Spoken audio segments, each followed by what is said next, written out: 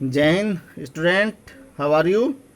We are studying chapter number 7. The topic is the land farming. तो land farming, जैसा कि आप लोग जानते हैं, this topic is belong to our farming, यानी कि खेती बाड़ी से संबंधित हमारा ये चैप्टर है, भूमि और कृषि. तो इसके बारे में हम डिस्कस कर रहे हैं. The chapter number 7, the land farming. In the previous video, student, I have taught you, I have explained you about our land farming and about our soil. तो फार्मिंग क्या होती है? मेजर पार्ट जो होता है फार्मिंग का, वो soil पर डिपेंड करता है. यानी कि हमारी जो मिट्टी होती है, जो उपजाऊ मिट्टी होती है, उस पर हम डिपेंड करते हैं कि हमारी मिट्टी कैसी होती है. उसी के माध्यम से हमारी गुड क्रॉप्स होती हैं. तो हमारी डिफरेंट, हमारा जो देश है भारत, ये एक कृषि प्रधान देश है.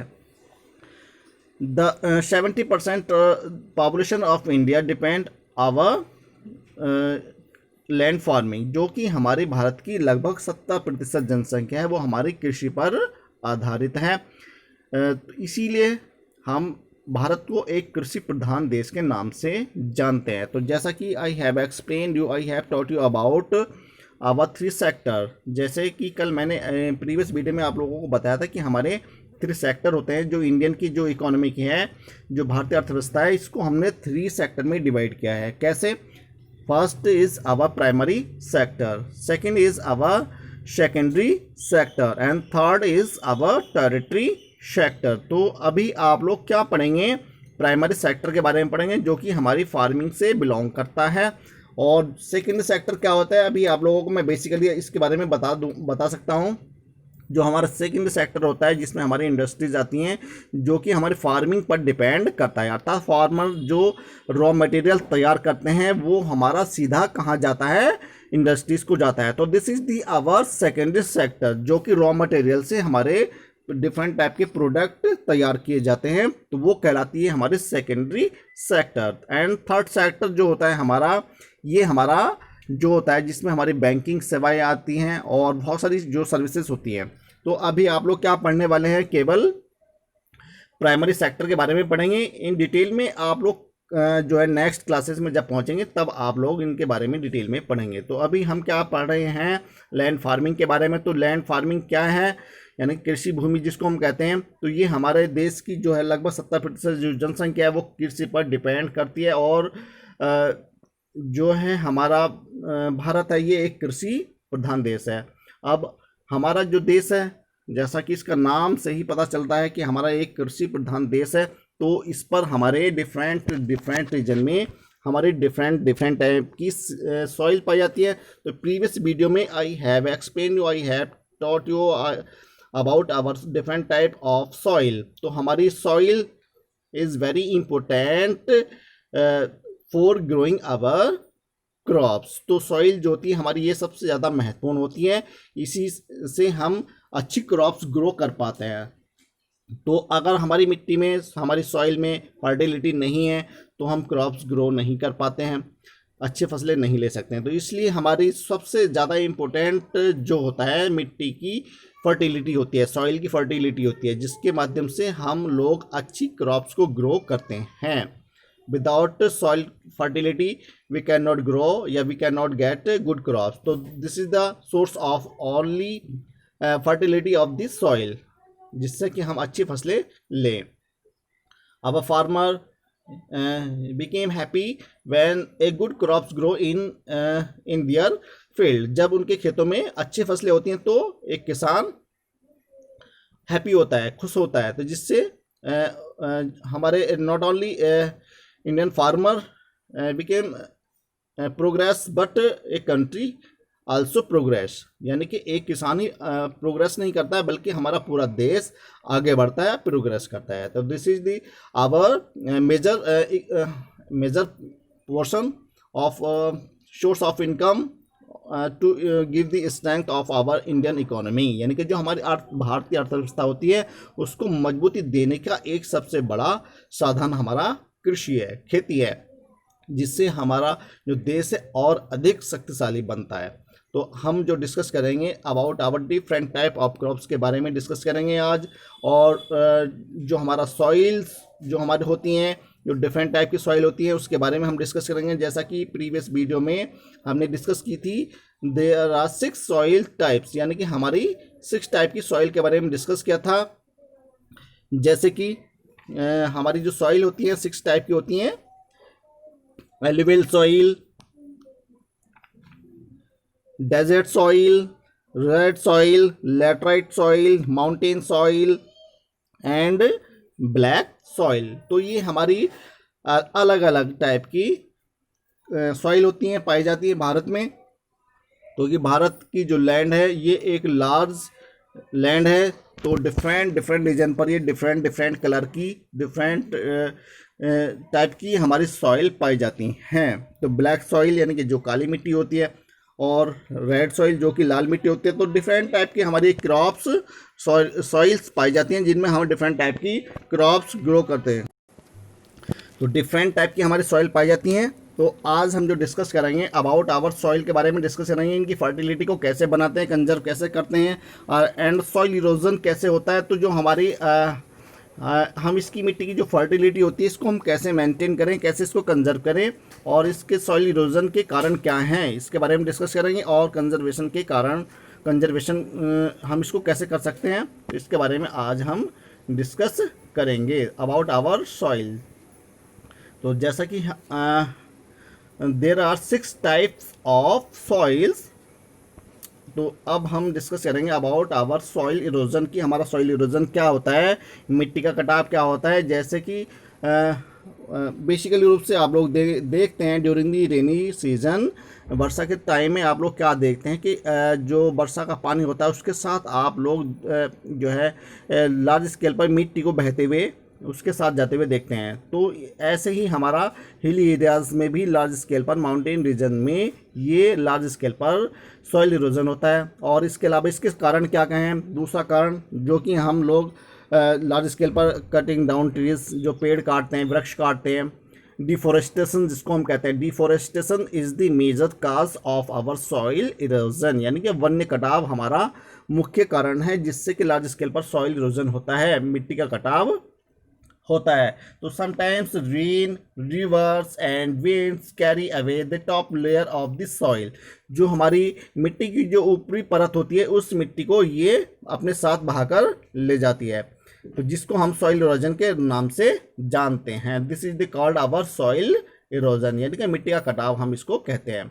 अब cause of soil erosion, soil erosion के क्या क्या कारण हैं, तो बेसिकली रूप से आप लोग जानते हैं। जैसे कि फर्स्ट हमारा deforestation is the major cause of our soil erosion, यानी कि जो वन होते हैं, जो पेड़ होते हैं, वो हमारे सॉइल इरोजन को रोकते हैं और उन्हीं को हम लोग काटते हैं। तो वो हमारा मेजर काज में आ गया, मुख्य कारण हो गया, क्योंकि जो पेड़ होते हैं, जो ट्रीज होते हैं, उनकी जो रूट्स होती हैं वो मिट्टी को टाइटली जो है पकड़े रहती है, जकड़े रहती हैं, जिससे मिट्टी का कटाव जो होता है वो कम होता है। और दूसरा कारण क्या होता है, स्ट्रॉन्ग विंड्स, जो कि तेज़ हवाएं जो होती हैं उसके माध्यम से ये हमारा जो ड्राई एरिया होता है, जो सूखा एरिया होता है जहाँ पर मिट्टी ड्राई होती है, उस एरिया से यह विंड, जो स्ट्रॉन्ग विंड होती है, वो अपने साथ हवा के साथ उड़ा करके एक स्थान से दूसरे स्थान तक ले जाती है ऊपरी परत को, जो हमारी मिट्टी की होती है। जो and top soil of hilly areas flow away with the rain water, और इसके अलावा जो दूसरा मुख्य कारण है वो रेन वाटर, यानी कि जो वर्षा का पानी होता है उसके साथ हमारी हिली एरियाज जो होते हैं, माउंटेन्स रीजन जो होते हैं, उन पहाड़ी क्षेत्रों से हमारी वर्षा के साथ उस मिट्टी को ये काट करके एक स्थान से दूसरे स्थान तक ले जाती है।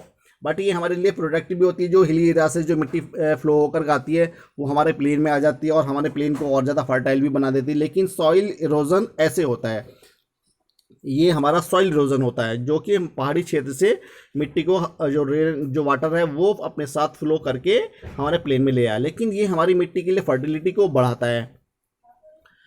And cutting down of trees cause of soil erosion, यानी कि डिफोरेस्टेशन, जिसको हम डिस्कस कर चुके हैं। हमें पेड़ों को नहीं काटना चाहिए, जो कि हमारे मिट्टी के सॉइल इरोजन को करता है, हमें उन पर बैन लगाना चाहिए।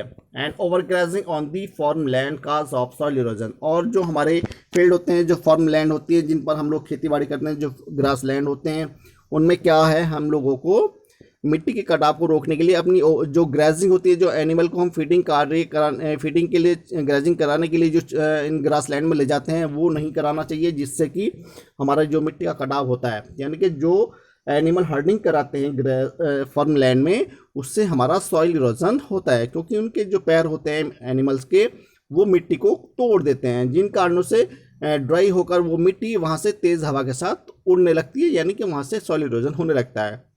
और रेनी टाइम में आकर के वो मिट्टी वर्षा के पानी के साथ फ्लो कर जाती है, वहाँ से बह जाती है, जिससे हमारा सॉइल इरोजन होता है।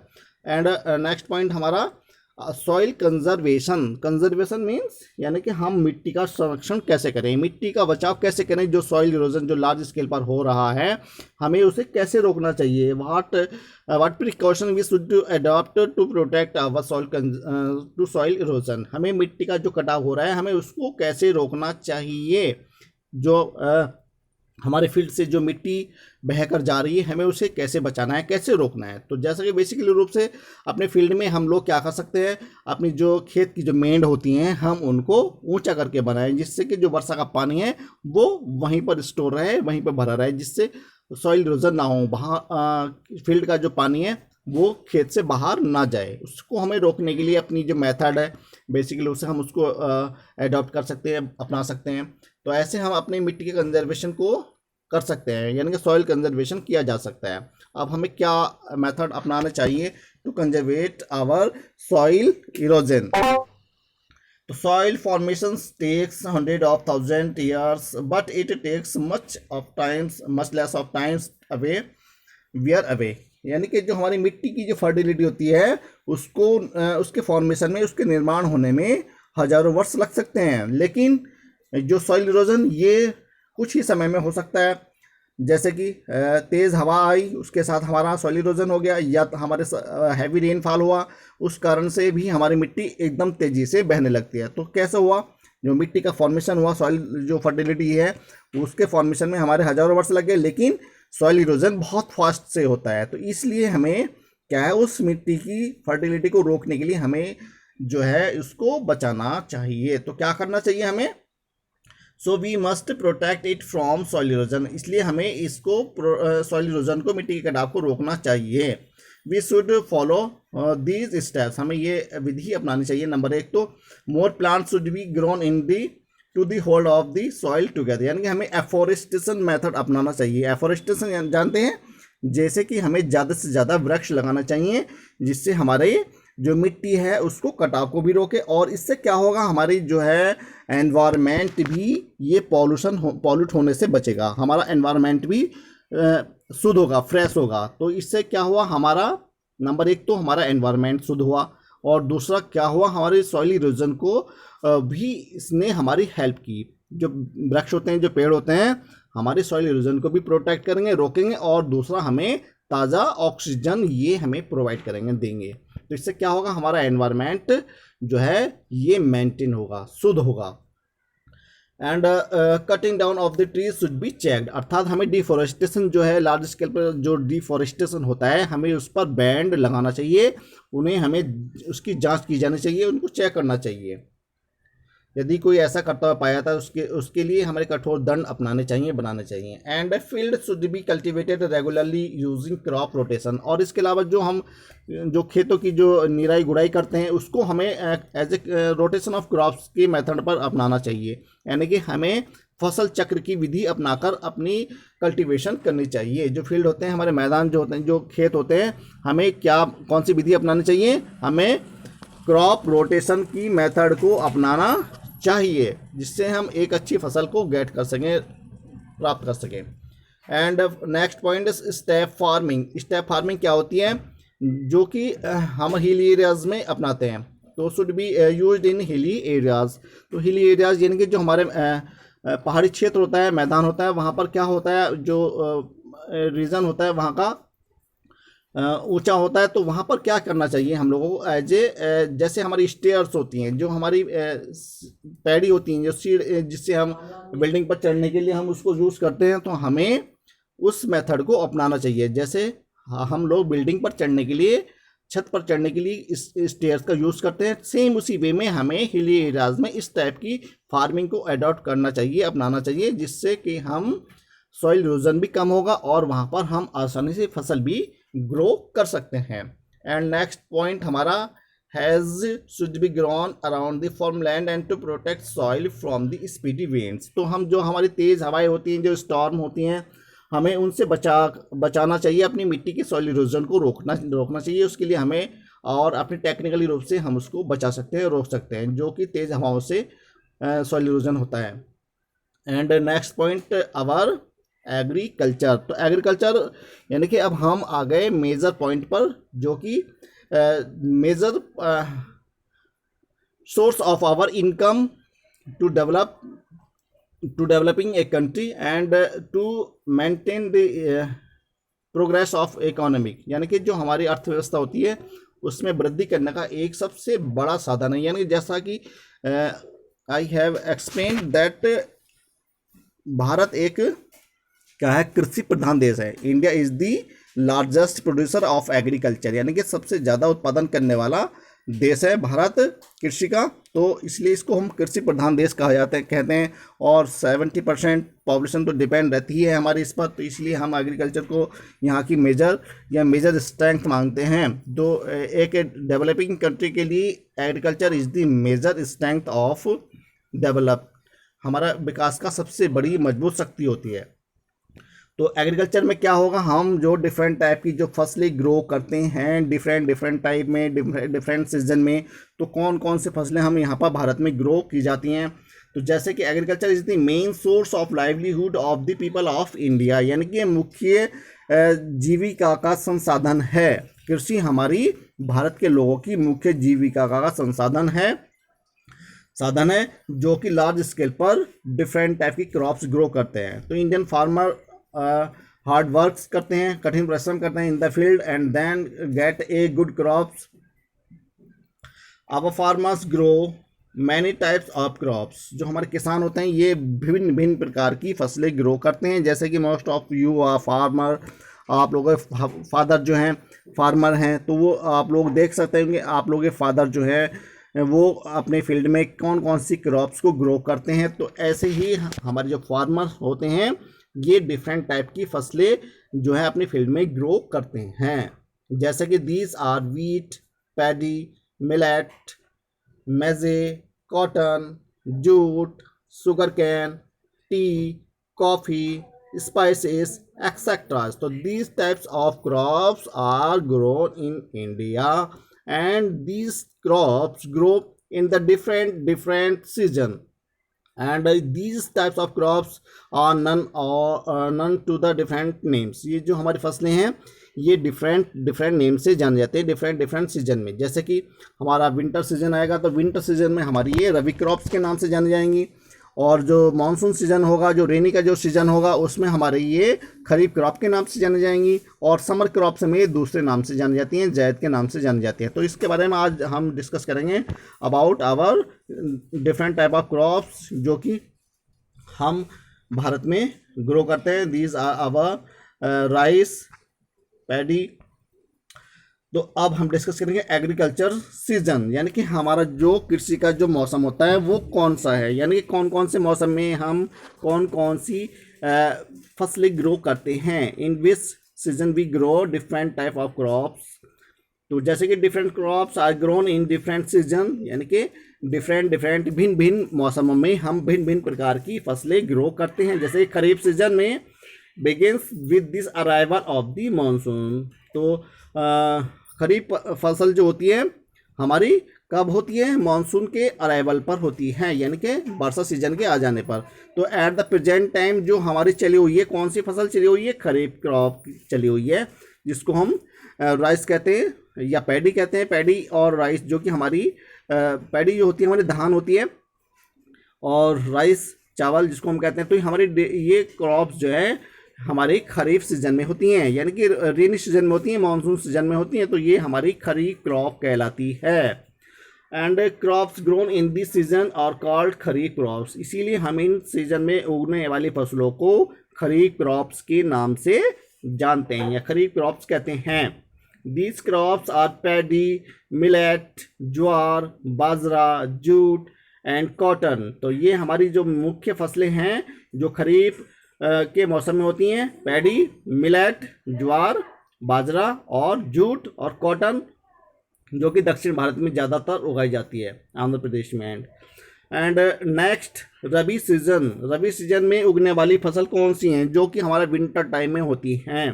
तो rabi season begins when monsoon ends and autumn start, यानी कि जब हमारा रबी सीजन कब होता है, जब हमारी मानसून सीजन रिटर्न हो जाता है, यानी कि वर्षा सीजन का जो होता है वो एंड हो जाता है और हमारी खरीफ क्रॉप्स जो होती हैं वो पक जाती है या काटी जाती है, तब हमारा ये विंटर सीजन स्टार्ट होता है, जहाँ जिसको हम रबी क्रॉप्स कहते हैं। जब हम वीट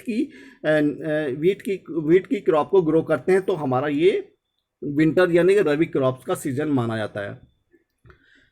तो crops grown in this season और कॉल्ड रबी क्रॉप्स, तो जो विंटर सीजन में जो फसलें हम ग्रो करते हैं ये हमारे क्या कहलाती हैं, रबी क्रॉप्स कहलाती हैं। तो these crops are wheat, gram, barley, lines and sugar cane. तो ये हमारी फसलें हैं जो विंटर सीजन में हम लोग ग्रो करते हैं। तो अब हम डिस्कस करेंगे अबाउट आवर डिफरेंट टाइप की क्रॉप्स के बारे में।